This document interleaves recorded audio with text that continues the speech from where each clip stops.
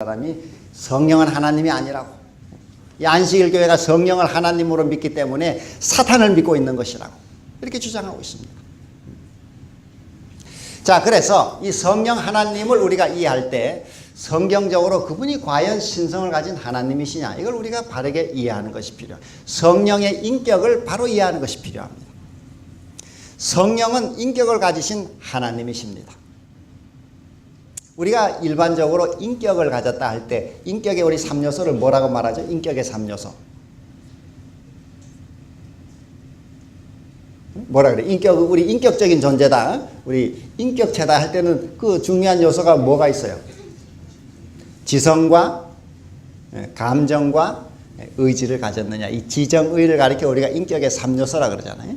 그러니까 어떤 이 존재가 인격적인 요소다. 하나님도 마찬가지죠. 성령께서 인격적이신 분이다. 인격을 가진 하나님이시다. 이렇게 우리가 받아들이기 위해서는 성령이 가지고 계시는 그분의 지성, 또 그분의 감정, 그분의 의지를 우리가 확인할 필요가 있는 것이죠. 우리가 성경에 보면은 성령께서 지성을 가지고 계시다 하는 것을 나타내주는 여러 말씀들이 있어요. 여러분 가운데 혹시 성령께서 지성을 가진 분이다 하는 걸 확인할 수 있는 성경절이 뭐가 있습니까? 여러분이 알고 있는 성경 말씀 가운데. 성령께서 지성을 가진 분이다. 네?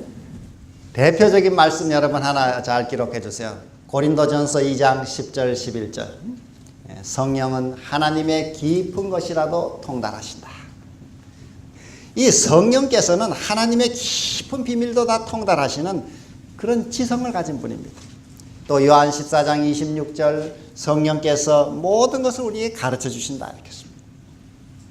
자, 그래서 성령 하나님의 이 지성에 대해서는 성경에 곳곳에 말씀하고 있어요.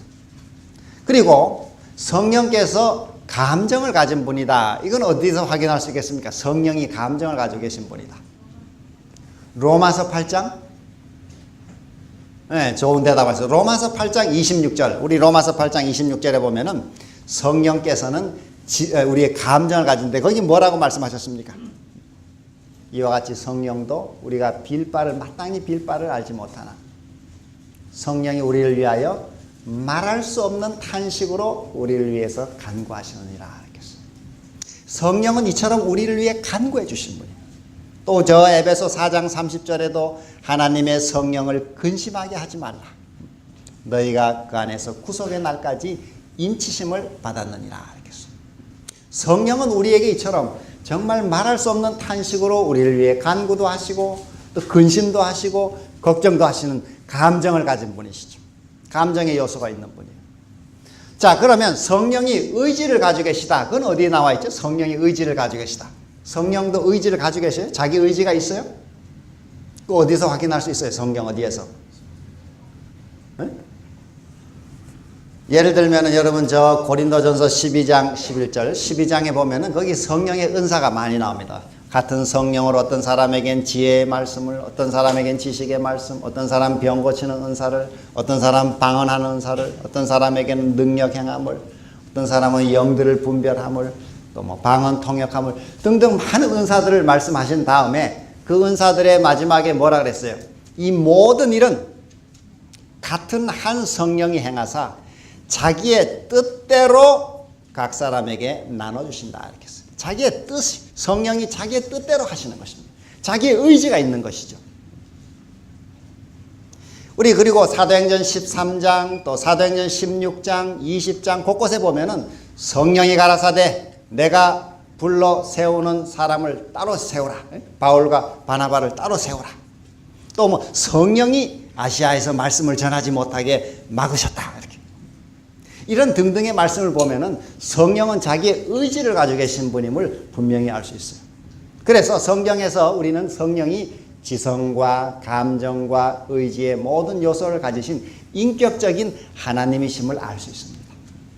특별히 성령이 하나님이시라고 하는 사실은 성경 가운데 우리 저 사도행전 5장 3절과 4절을 우리가 보면은 거기 초대교회에 아나니아와 삽비라 이야기가 나오죠. 아나니아와 삽비라.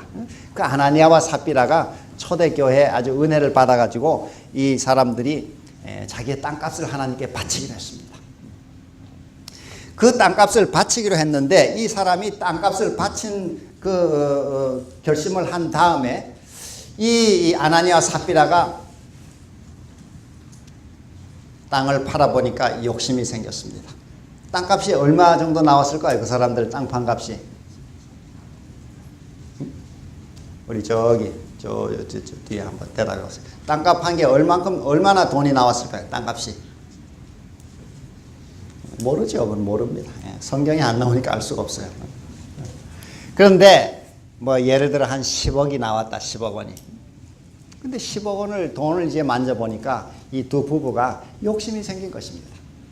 하나님께 이걸 다 바치기로 약속했지만은 그러나 우리가 한 뭐 3억 정도 쓰자 이렇게.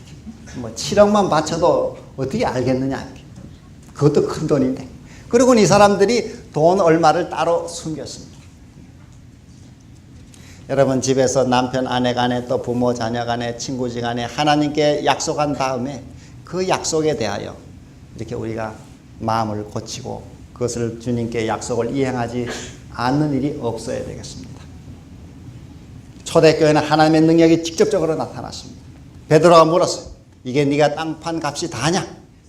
다라고. 그때 베드로가 뭐라 그랬어요? 네가 어떻게 성령을 속이고 그렇게 할 수 있느냐? 네가 사람에게 거짓말한 것이 아니고 누구한테 거짓말한 것이라고? 하나님께로다 이렇게 했어요. 우리 사도행전 5장 3절 4절. 그래서 성령을 속인 것은 하나님께 거짓말한 것입니다. 다시 말해 성령은 하나님이시죠. 자, 오늘 우리 첫 시간에 성령은 인격을 가지신 하나님이시라는 사실을 우리가 잘 기억할 수 있게 되기를 바랍니다. 우리 여러분이 저 시대의 소망 나중에 가서 한번 읽어보세요. 시대의 소망 저 669페이지 또 671페이지 읽으면은 성령은 신성의 제3위로 the third person of the Godhead 신성의 제3위로 인간의 몸을 입고 오진 않았지만은 예수님처럼 몸을 입고 오진 않았지만 영으로 이 땅에 우리와 함께 오신 하나님이시라고 분명히 말씀하고 있습니다. 그 말고도 수많은 이 엘렌 화이트의 말씀이나 성경의 말씀은 성령이 하나님이심을 거듭거듭 말씀하고 있습니다. 그러므로 교회 안에서 이상한 주장을 하는 사람들이 성령은 하나님이 아니고 그 성령을 하나님으로 믿는 것은 사단을 믿는 것이라고 주장할 때 그 주장이 잘못됐다고 하는 것을 기억하셔야 돼요. 불행하게도 그 많은 말씀이 있음에도 불구하고 그런 가르침을 따르는 사람들이 조금 있는 것입니다. 우리 여기 청년 여러분들 또 우리 다른 우리 모든 사람들 다 같이 그런 이설들에 대하여 그릇된 주장들에 대하여 성경과 하나님 말씀을 항상 가지고 올바른 가르침을 따를 수 있게 되기를 바랍니다.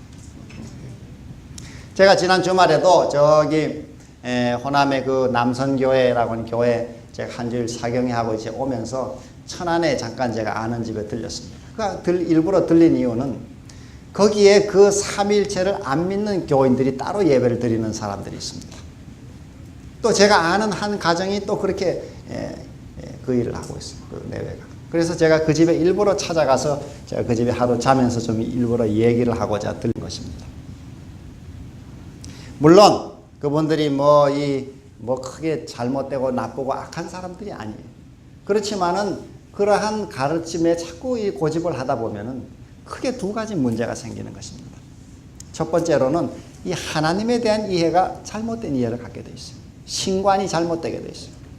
이 하나님에 대한 이해가 잘못되면은 신앙생활에 여러 면에 영향을 주게 돼 있습니다. 그 다음에 다른 하나는 이 교회관의 문제죠. 교회관. 하나님이 세우신 이 교회를 인정하지 않는 것입니다. 그 주장의 내용은 뭔가 하면은 예수님이 이제 하늘 성소로 들어가시고 그 다음에 지상 성전이 없어진 다음에는 이제는 우리 각자가 다 우리 자신이 교회다 이런 주장을 해요. 그래서 각자가 뭐 자기 있는 자리에서 진실한 마음으로 하나님 예배하고 서로 성경 공부하고 이러면 교회 안 가도 필요 없다 이렇게 안 가도 괜찮다 이렇게 주장합니다. 그거는 그렇지 않습니다. 그건 절대로 성경적인 가르침이 아니에요. 자기 식대로 생각하는 거지. 그런 것들을 가리켜 지가복음이라 그래. 지가복음. 지 마음대로 해석하는 거지. 지가복음. 그게 어떤 때 논리적으로 그럴듯하고 교회 목사님에 대해서 좀 불만이 생길 때 그런 가르침이 호소력이 있습니다. 교회 가기 싫고 그래서 그런 가르침에 따르는 것입니다.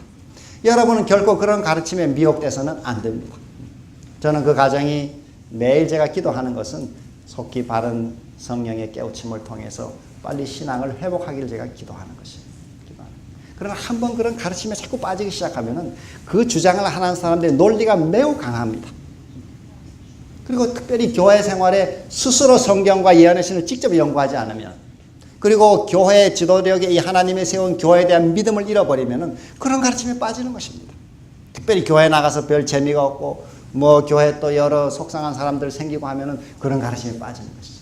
우리는 기분이 좋고 뭐 관계가 좋아야 교회 다니는 게 아니에요. 이 교회의 주인이 하나님이시고 그리스도라는 사실을 기억하고 항상 이 하나님의 교회를 받들고 하나님이 세운 질서를 존중하는 마음을 가져야지 이 교회를 비난하고 교회에서 떠나고 점점 그런 일들이 많아질 것입니다. 앞으로 점점 그런 일이 많아져요.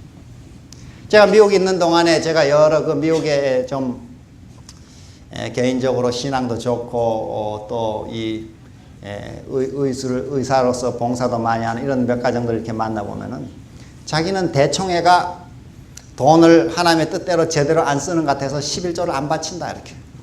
11조를 안 바친다는 거예요. 교회 11조를 안 바친다는 거예요. 그리고 그 돈으로 자기는 자기 아닌 개인의 선교 사업을 위해 쓴다 이렇게 했습니다. 그게 좋은 것 같지만은 옳은 것 같지만은 그렇지 않습니다. 여러분이 교회 증언 9권을 가서 자세히 읽으면 그런 내용을 자세하게 말씀하고 있습니다. 여러분이 때로는 교회 지도력이 만족스러워 보이지 못한다 할지라도 여러분이 하나님의 이 교회를 향하여